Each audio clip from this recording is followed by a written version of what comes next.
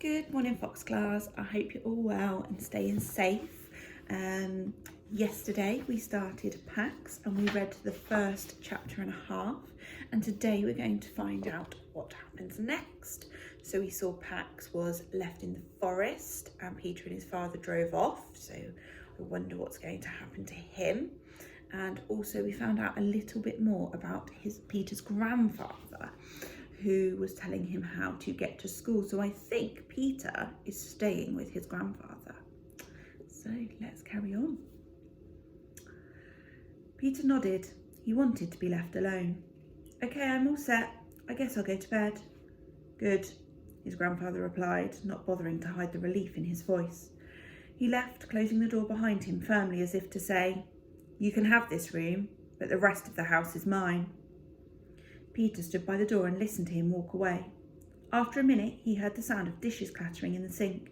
He pictured his grandfather in the cramped kitchen where they'd eaten their silent dinner of stew, the kitchen that reeked strongly of fried onions, that Peter thought figured the smell would outlive his grandfather. After 100 years of scrubbing by a dozen different families, this house would probably still smell bitter. Peter heard his grandfather shuffle back along the hall to his bedroom, then the low spark as the television caught, the volume turned down, an agitated news reporter barely audible. Only then did he toe off his trainers and lie down on the narrow bed. 6 months, maybe more, of living here with his grandfather, who always seemed to be on the verge of blowing up. What's he always so mad about anyway? Peter had asked his father once, years ago. Everything. Life, his father answered. He got worse after your grandmother died. After his own mother had died, Peter had watched his father anxiously. At first there had just been a frightening silence, but gradually his face had hardened into a permanent threat of a scowl, and his hands clenched into fists by his sides, as if itching for something to set him off. Peter learned to avoid being that something, learned to stay out of his way. The smell of stale grease and onions crawled over him, seeping from the walls, from the bed itself. He opened the window beside him. The April breeze that blew in was chilly. Pax had never been alone outside before, except in his pen. Peter tried to extinguish the last sight he'd had of his fox. He probably hadn't followed their car for long, but the image of him flopping down on the gravel shoulder, confused, was worse. Peter's anxiety began to stir. All day, the whole ride here, Peter had sensed it coiling. It always seemed like a snake to him, his anxiety, waiting just out of sight, ready to slither up his spine, hissing its familiar taunt.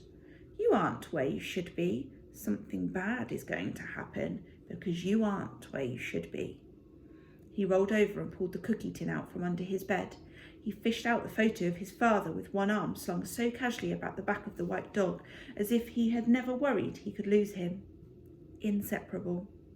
He hadn't missed the note of pride that had entered his grandfather's voice as he'd said that. Of course he'd been proud. He'd raised a son who knew about loyalty and responsibility, who knew that a kid and his pet should be inseparable. Suddenly, the word itself seemed an accusation. He and Pax were then inseparable. They weren't, though. Sometimes, in fact, Peter had a strange sensation that he and Pax merged. The first time it happened had been the first time he'd taken Pax outdoors. The kit had seen a bird and had strained against the leash, trembling as though electrified. And Peter had seen the bird through Pax's eyes, the miraculous lightning flight, the impossible freedom and speed. He'd felt his own skin thrill in full body shivers and his own shoulders burn as though yearning for wings. It had happened again this afternoon. He had felt the car spin away as though he were the one being left. His heart had quickened with panic.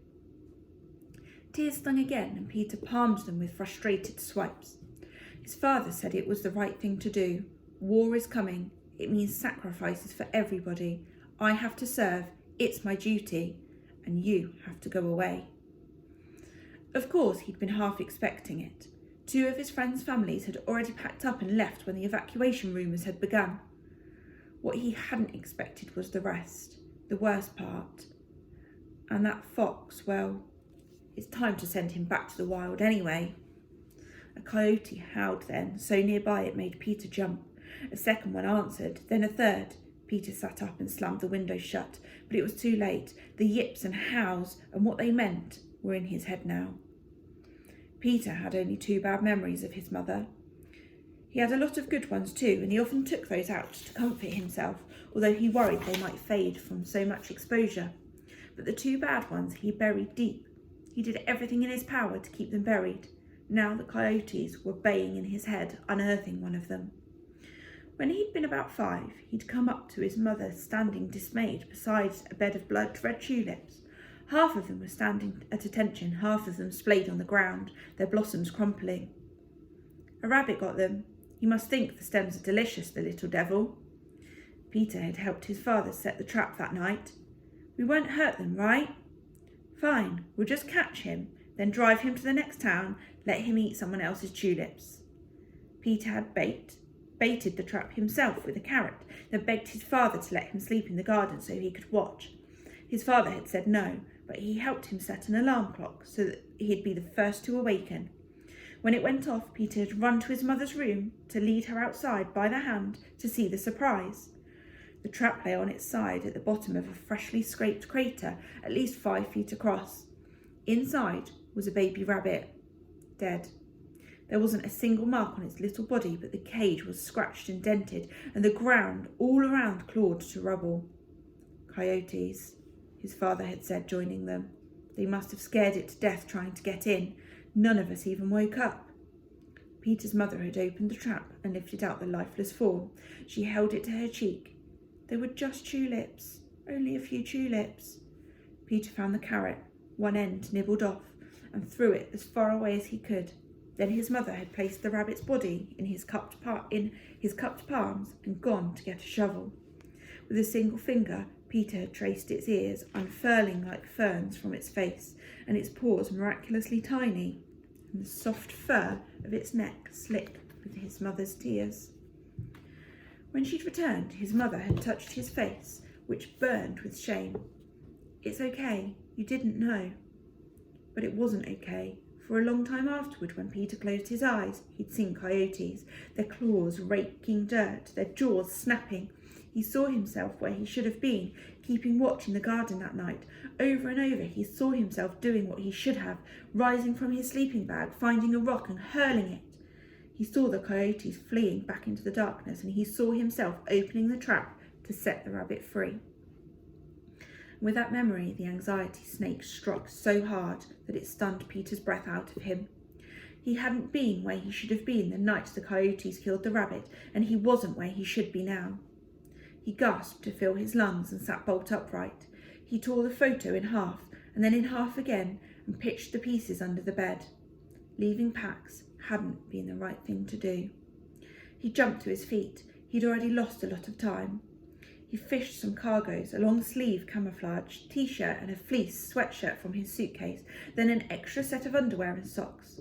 He stuffed everything into his rucksack except the sweatshirt, which he tied around his waist. Jackknife in his jeans pocket. Wallet? He debated for a minute between his hiking boots and trainers and decided on the boots, although he didn't put them on. He looked around the room, hoping to find a torch or anything resembling camping equipment. The room had been his father's when he'd been a boy, but aside from a few books on a shelf, it was clear his grandfather had cleaned all of his things out. The cookie tin had seemed to surprise him, an oversight. Peter bumped his fingers, but over the spines of the books.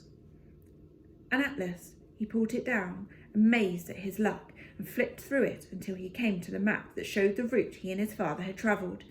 You'll only be 300 miles away, his father tried to bridge the silence of the drive a couple of times. I get a day off? I'll come. Peter had known that it would never happen, that they didn't get days off in war. Besides, it wasn't his father he was already missing. Then he saw something he hadn't realised. The highway snaked around the long range of foothills, and he cut straight across those instead of following the highway. He could have saved a lot of time, plus reduced the risk of being caught. He started to rip out the page, then realised he couldn't leave his grandfather such an obvious clue. Instead, he studied the map for a long moment, then replaced the atlas on the shelf. 300 miles.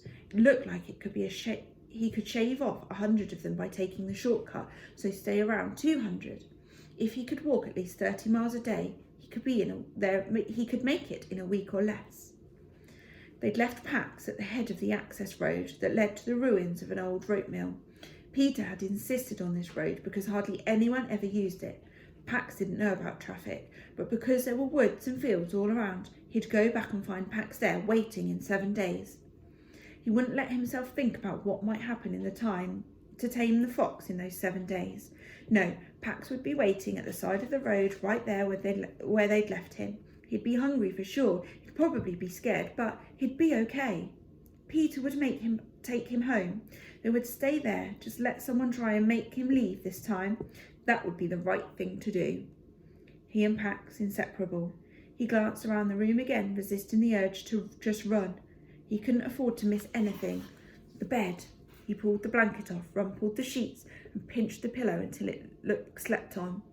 From his suitcase, he took out the picture of his mother he kept on his bureau, the one taken on her last birthday, holding the kite Peter had made for her and smiling as if she'd never had a better present in her life. He slid it into his rucksack.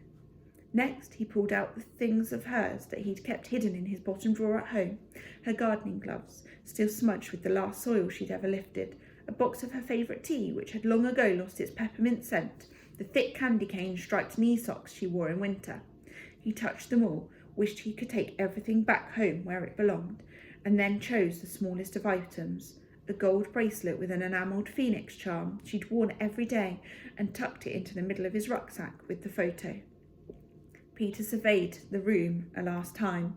He eyed his baseball and glove and then crossed the bureau, stuffed them into his rucksack. They didn't weigh much, and he'd want them when he was back home. Besides, he just felt better when he had them. He eased the door open and crept to the kitchen. He set the rucksack on the oak table, and in the dim light from above the stove he began to pack supplies. A box of raisins, a sleeve of crackers, and a half-empty jar of peanut butter. Pax would come out of any hiding spot for peanut butter. From the refrigerator, he took a bunch of string cheese sticks and 2 oranges. He filled the thermos with water and then hunted through the drawers until he found matches, which he wrapped in tin foil. Under the sink, he scored 2 lucky finds, a roll of duct tape and a box of heavy-duty garbage bags. A tarp would have been better, but he took the bags with gratitude and zipped the pack.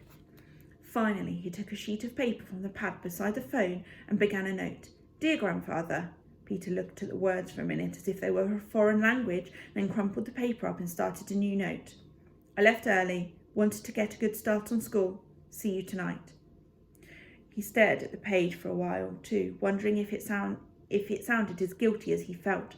At last he added, "Thanks for everything, Peter," placed the note under the salt shaker and slipped out. On the brick walk, he shrugged on his sweatshirt and crouched to lace his boots. He straightened up and shouldered his rucksack. Then he took a moment to look around. The house behind him looked smaller than it had when he'd arrived, as if it were already receding into the past. Across the street, clouds suckered along the horizon, and a half moon suddenly emerged, brightening the road ahead. And that is the end of chapter 2. I hope you're enjoying it so far. I'm really interested to find out what happens on Peter's adventure to find Pax. I hope you all have a wonderful day. Stay safe, and I'll see you tomorrow.